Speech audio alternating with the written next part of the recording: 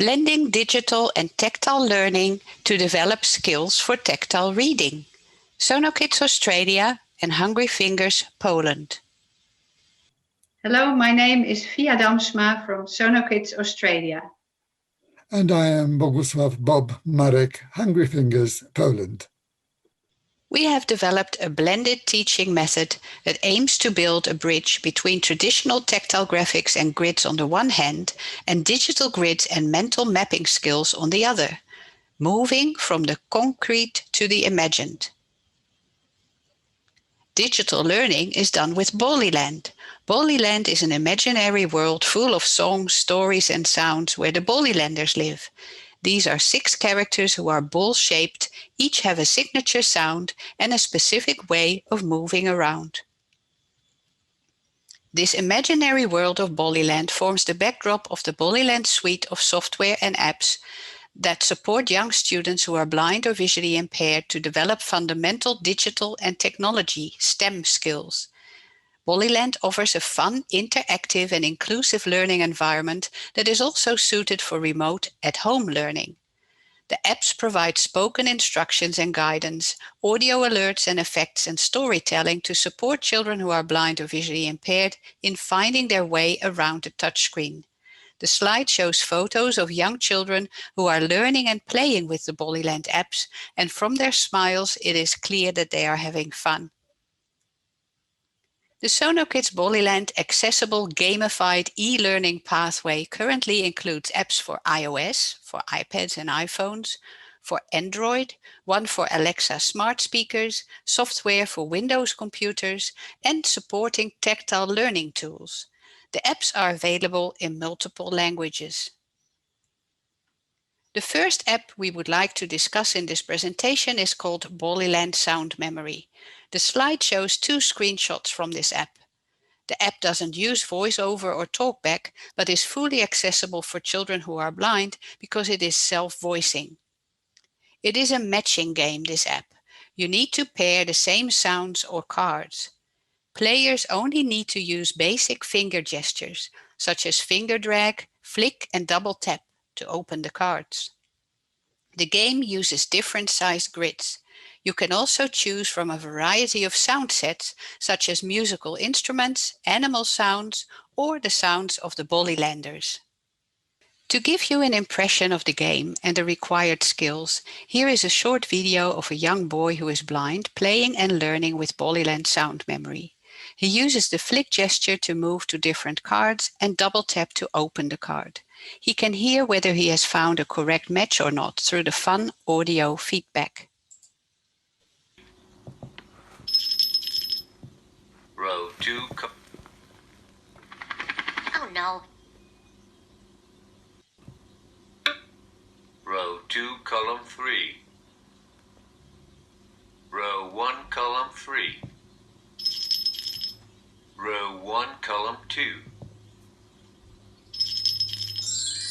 Oh yes.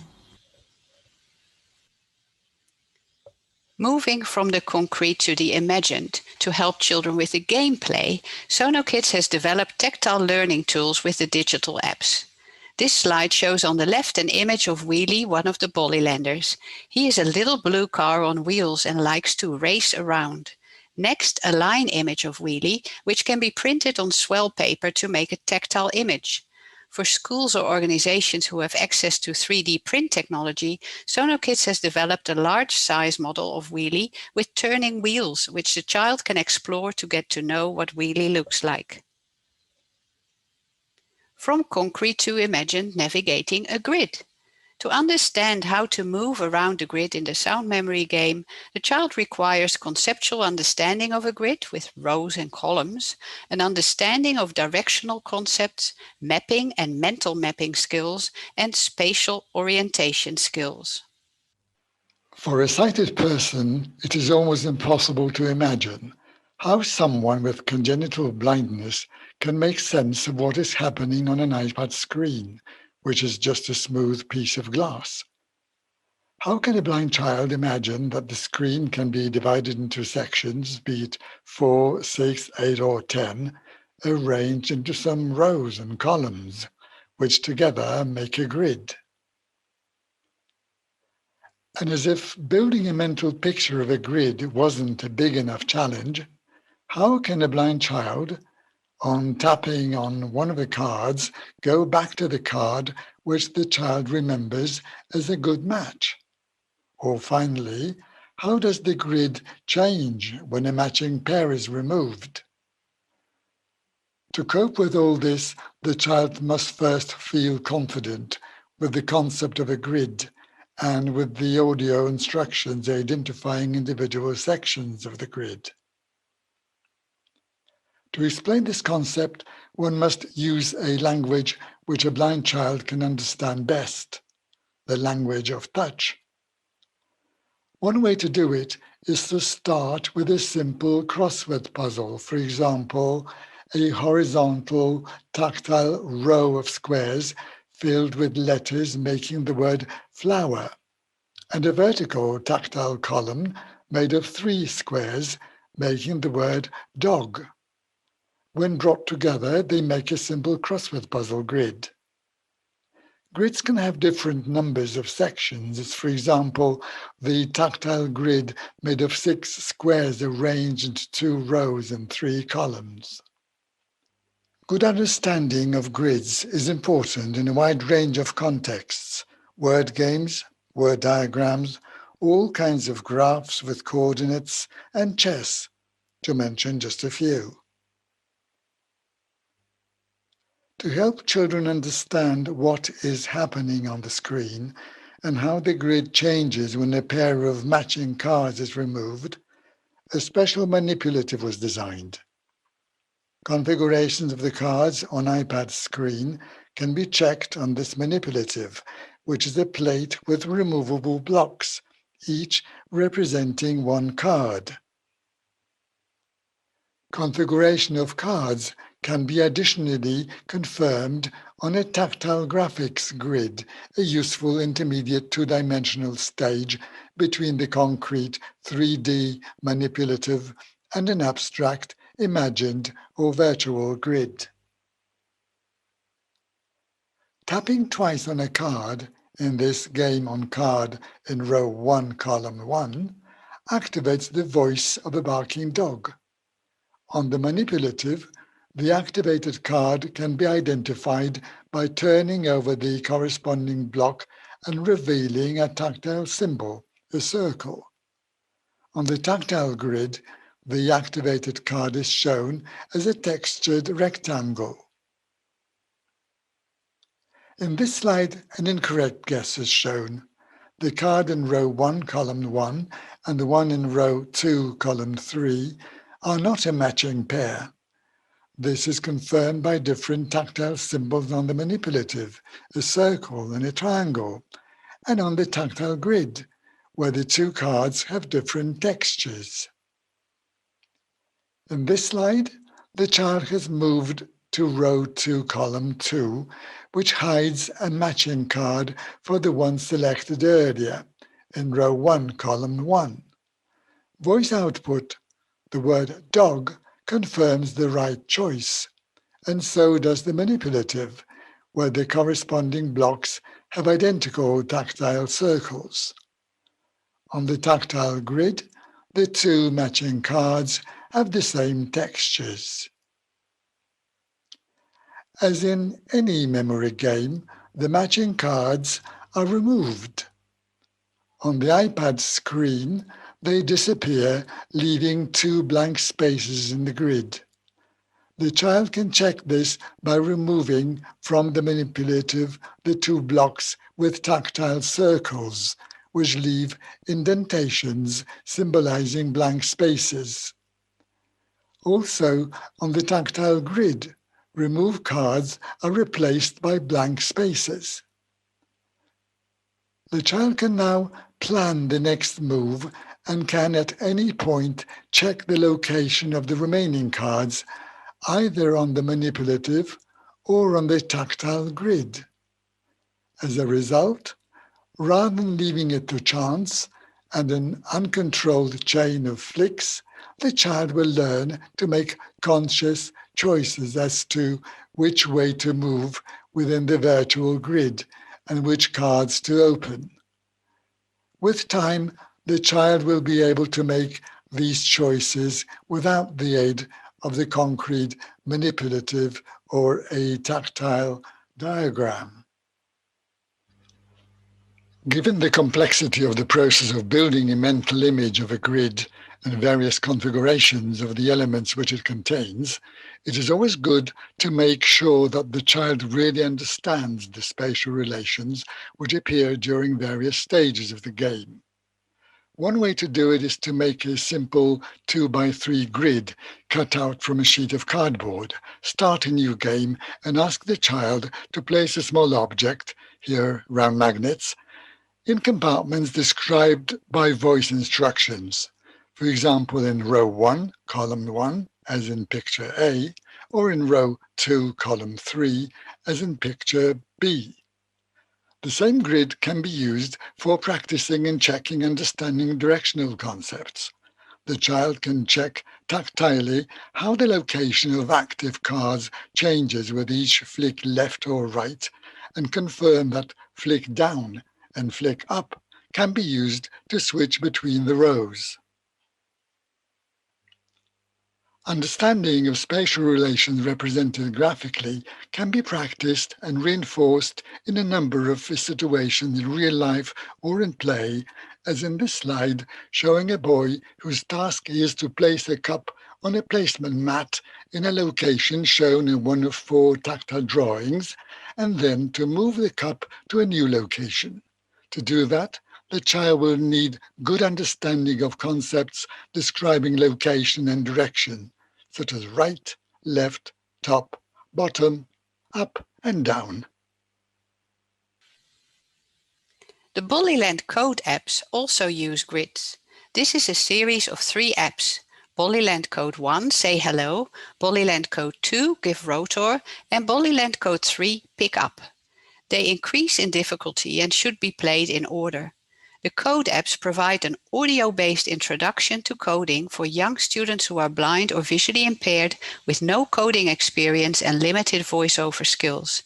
The slide shows 3 app icons of the code apps for iOS. If we do a coding workshop, we like to start children by moving around a life-size grid. This could be at the school playground or with bright tape or tactiles on the floor. Children can then experience moving around the grid one step at a time, which is relevant for coding, where you can only give one coding command at a time. They learn to move forward, turn right, and avoid obstacles. The code apps use a 3x3 grid, and moving in this grid, Wheelie needs to reach a target, avoid obstacles, and find the shortest route. This requires computational thinking. You need to break the process down in small steps, decomposition, and give Wheelie the correct commands in the correct order, sequencing, to move one step at a time. Children also need to understand which way is Wheelie facing. Where will he move if he moves forward? In the coding games, a 3x3 grid is used within which Wheelie will be moving around, visiting friends or helping to solve unexpected problems. The grid can best be illustrated by noughts and crosses, which children may be familiar with. For directing Wheelie and planning his different routes, a wooden plate divided into 9 compartments comes useful. Small objects can be placed as obstacles in selected compartments, allowing children to find ways around them, as in these 2 photos of children in India getting ready for a coding challenge. The tactile plate makes it possible to illustrate with concrete objects the situation on the virtual grid, spaces within which Wheelie can move and those which are blocked. In this slide, Wheelie has only one route available to reach his friend.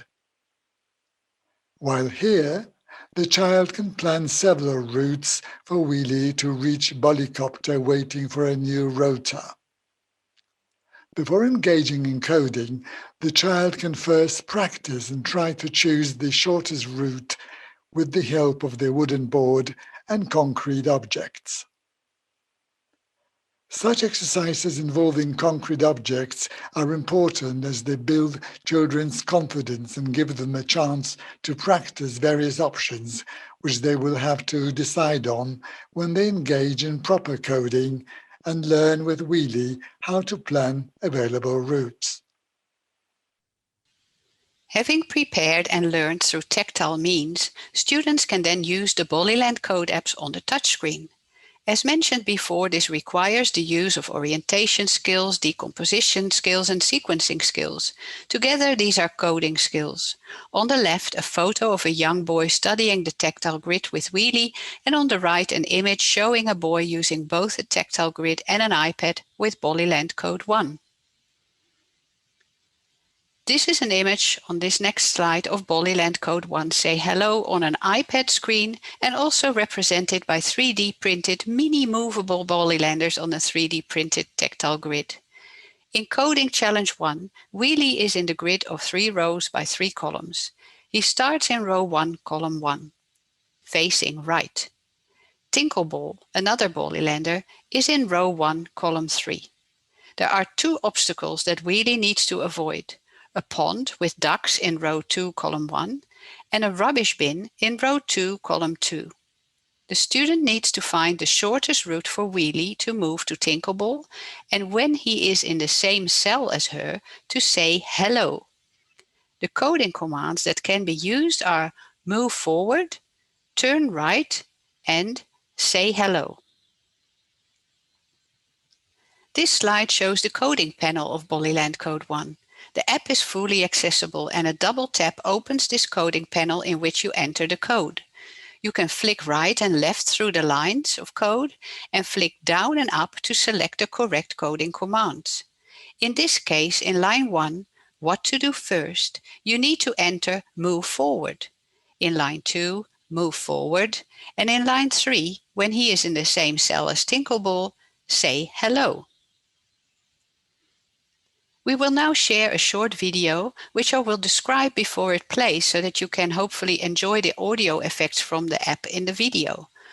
After having acquired all the necessary skills and understanding, this student uses 3D printed tactile models to plan Wheelie's route on the tactile grid, and then step by step enters the corresponding correct commands in the coding panel on the iPad. Then you can hear how he double taps the screen to run his code. The output is both visual, with Wheelie moving to Tinkleball, but also as an audio story to make it fully accessible so that the student who is blind can hear that he coded it correctly and have fun with his code.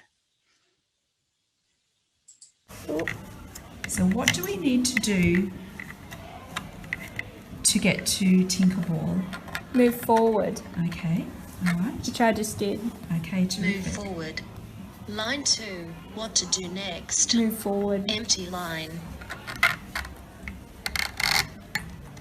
Oh, Okay, squeeze them in. Move forward. Line 3. say What to hello. do next? Move forward. Turn right. Say hello. Your code is running. Wheelie is in row 1, column 1, facing right. He speeds up and moves forward. Wheelie is in row 1, column 2, facing right. He speeds up and moves forward.